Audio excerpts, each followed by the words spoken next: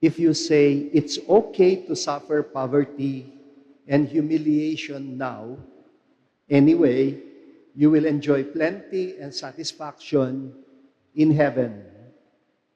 Well, there are some Christians who actually believe that, who hold on to this kind of doctrine about heavenly reward awaiting those who have suffered hell on earth.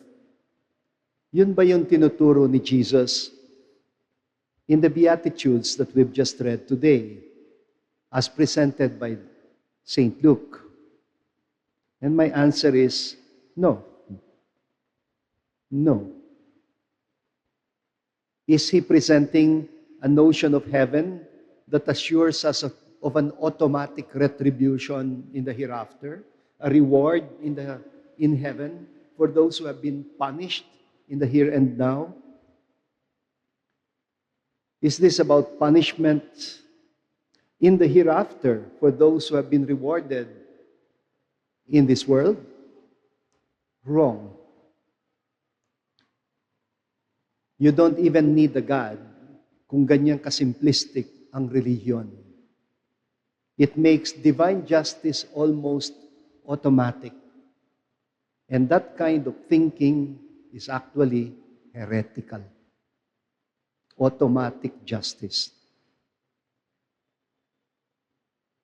You know, yung German philosopher Karl Marx had a term for this kind of religion.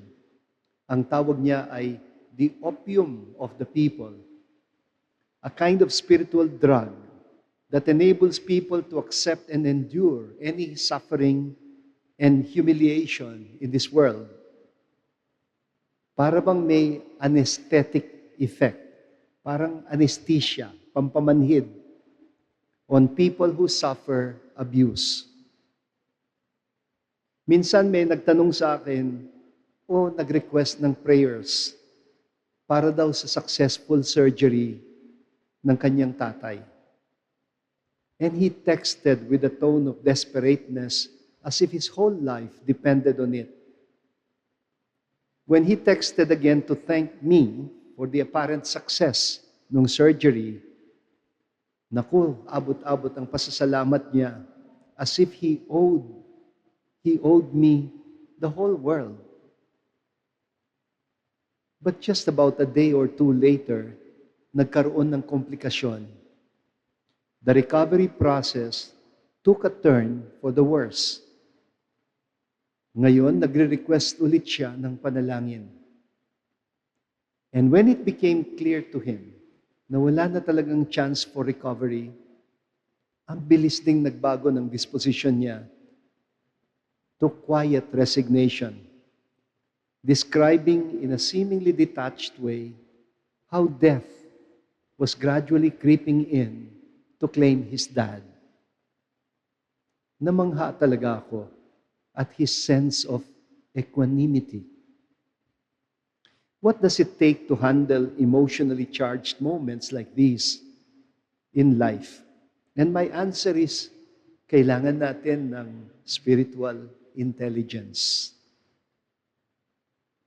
People nowadays speak about multiple intelligences, but they often forget about one important form of intelligence, which I believe is the foundation of all kinds of intelligence: spiritual intelligence. And it is what Jesus is speaking about in our gospel today. Kasi we tend to caricature only the good things in life as blessings and the hardships, difficulties as woes. But have we not heard of people whose lives have ended up in misery after aspiring only for pleasure in this world?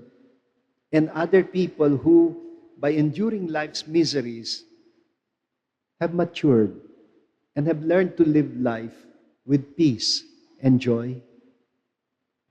Sometimes, things just happen to us and we fail to make sense out of them. Kasi minsan, pag naghahanap tayo ng kahulugan sa buhay, We look for meaning as if it would fall straight from heaven on our laps. Unfortunately, most of the time, meaning is made and not found. You don't find sense, you make sense. But it requires a lot of discipline, a lot of reflection. Sinabi nga ng philosopher na si Socrates, an unexamined life is not worth living. May tawag sa ganito yung mga Jesuits. They call it holy indifference. In general, negative ang meaning ng indifference. But St. Ignatius of Loyola has given a positive meaning to it. It is not exactly the same as fatalism o yung simple come what may attitude. By indifference, St. Ignatius is not talking about that disposition of cynicism that will say, who cares? Or, I don't give a damn. Or, whatever. Yan, nauso yan sa mga kabataan ngayon. Whatever. Parang, he doesn't care. Well, this is not what holy indifference is. Holy indifference is a total openness to God's will in one's life. Kaya sabi ni St. Ignatius of Loyola, we must make ourselves indifferent to all created things. As far as we are concerned, we should not prefer health to sickness, riches to poverty, honor to dishonor, a long life to a short life. And the same holds for all other things. That's spiritual indifference. What does it take to achieve a positive kind of spiritual indifference?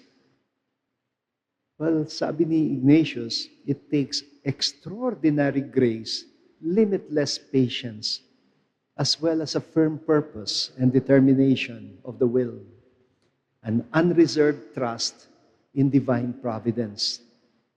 Sabi nga ni St. Paul, if God is with us, who can be against us? Or even better, Jesus calls us to trust with the comforting words, my Father has you in the palm of his hand, and nobody can snatch you from his hand.